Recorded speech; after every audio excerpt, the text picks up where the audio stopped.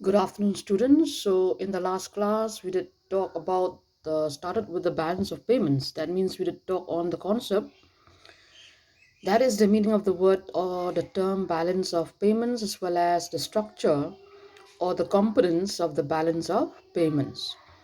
So, if we talk about this balance of payments, which involve the imports, the exports of goods and commodities, what we realize that under this particular term they'll always involve payments. That means under the balance of payments, since it always uh, concern the exports, the imports of goods, commodities, as well as services, therefore it always involves the receipts, it always involves the payments.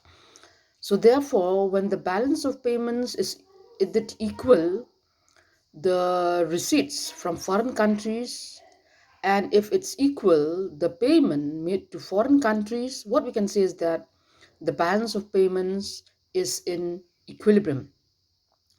But if we talk about this equilibrium in the balance of payments, it is hardly that can be realized or achieved, because most countries, especially the developing nations of the world, hardly have or hardly experience an equilibrium in the balance of payments, which means there's always a disequilibrium in the balance of payments. So what we can say here is like, if the receipts that a country receives from foreign country is greater than the payment, that means there is a surplus in the balance of payments. On the other hand, if the payment made to foreign countries is greater than the receipts that it received from foreign countries, then there is a deficit in the balance of payments. So whether a deficit or surplus is not good, okay? What we do wish, like, whenever we talk about this balance of payments, balance in which should always be a balance between the receipts and the payments. So yes, if there's a disequilibrium, it is not good for the country, as it will affect the entire economy at large. Okay, so now we will talk about what happened, what are the causes that let a country face a disequilibrium in the balance of payments, or what are the causes that are responsible for the disequilibrium in the balance of payments. Actually, talking about this disequilibrium, there are a variety of causes, or there are a variety of factors that may bring a deficit or a surplus in the balance of payments. Now let's have a look, what are the factors or what are the causes that are responsible for this disequilibrium. One, which are referred to as the natural factors. Here, talking about nature, nature is something that can be predicted. Okay, and yes, for example, if we talk about production, especially in the agricultural sector, it is something unpredicted, which means uh, production from the agricultural sector, that means the produce coming from the agricultural sector, naturally depends on the natural factors. For example, a good weather, a good rainfall, so on and so forth.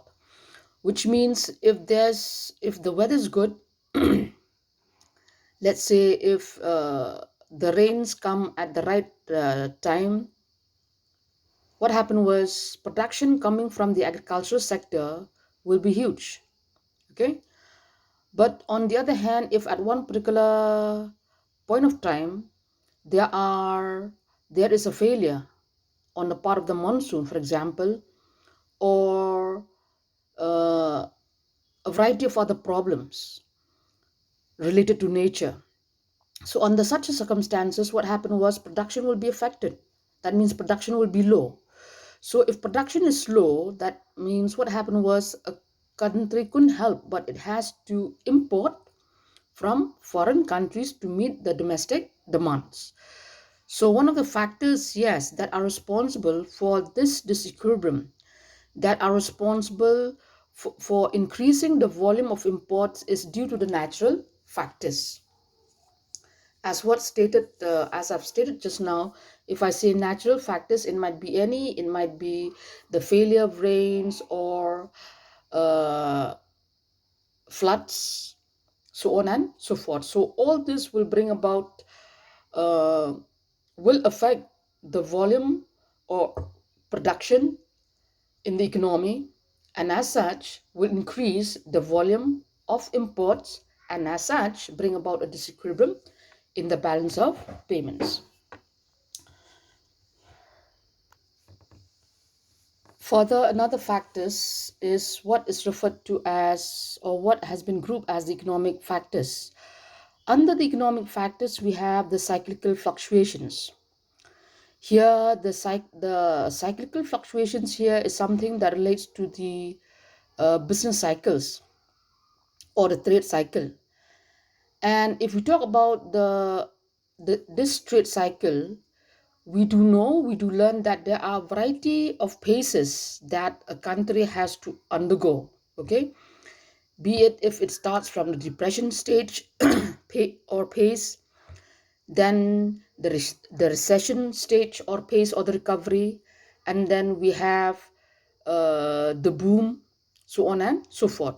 So each and every country of the world do always have to experience all these ups and downs in a particular country or in a particular economy. So what happened was, if there is a recession in one particular country, okay, so what happened was, if there is a recession in that particular country, what happened was there will be a fall in the volume of exports to other different countries. Okay, for example, if in India, if there is a recession, and what is this recession like? A situation where a country started to recover from the stage of depression.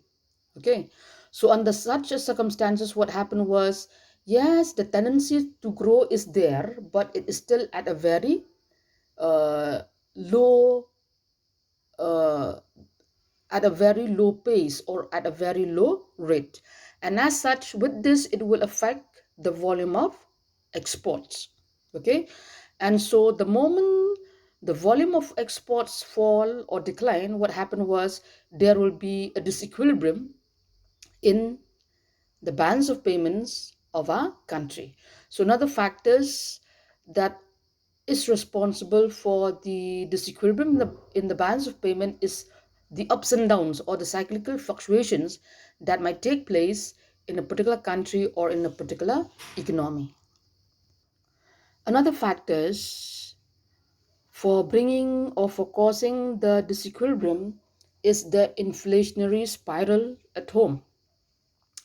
Here, inflation or the inflationary pressure, it is a situation when there is a rise in the prices of the different goods and commodities within a particular country. And such an inflationary pressure did also produce a disequilibrium in the balance of payments.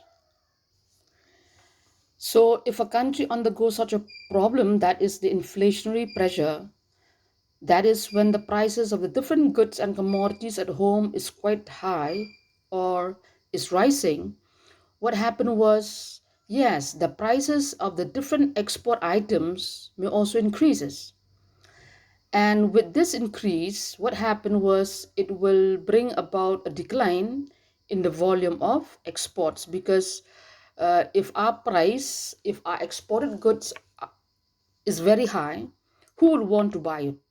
Okay, so this will adversely affect our volume of exports. That means no country will buy our good which involve a very high price. So with this reduction in the volume of exports, yes, this will automatically lead or bring about a disequilibrium in um, the country's balance of payments, because this itself, due to due to the fall in our volume of exports, the other way, or on the other hand, if you look at our imports, it did keep on increases. So this is one way, is one point that is responsible for the disequilibrium in the balance of payments. Besides, another factor is the capital movements. Here, the capital movements, that means we're talking about the foreign capital, the inflow of foreign capital and the outflow of capital from within or from outside. Okay, a massive inflow of foreign capital, what happened was this will be bring about an unfavorable balance of payments, and a large outflow of capital on the other hand is responsible for a favorable balance of payments. Further, we have the miscellaneous factors, and under this miscellaneous factors we can see that the changes in the days, the habits of the people, the discovery of new substitutes of for exports, the development of alternative sources of supply, etc. This, all these factors, that means the changes, yes, in the taste, the preference, the habits, the fashions of the people, all these are also responsible for bringing about a disequilibrium in the country's balance of payments. Besides, there's also this political factors. Okay, that means if there is a political instability in a country, okay, political instability, it might be due to the changes uh, in the administration, okay, or if there is a war that did occur in a particular country, what happened, this also uh, it affect or it disrupt the productive apparatus within the country. Okay, for example, if a war is going on, what happened was the government itself can concentrate more on encouraging the producers to produce more, but instead it concentrate more on defending its country from foreign aggression. Or in other words, if there is this changing in the government, for example us at the center, this will also affect the our country's balance of payments, and this will bring about a decline in the volume of exports as well as an increase in the volume of imports. So this also is another important factor. That means if you talk about the political factors, be it the this political instability, be it the instability at home, okay, or it might be the a war that might broke out, okay. So this, it is another important factor that is responsible for the balance of payments. So these are the different causes that are responsible for a disequilibrium in the balance of payments.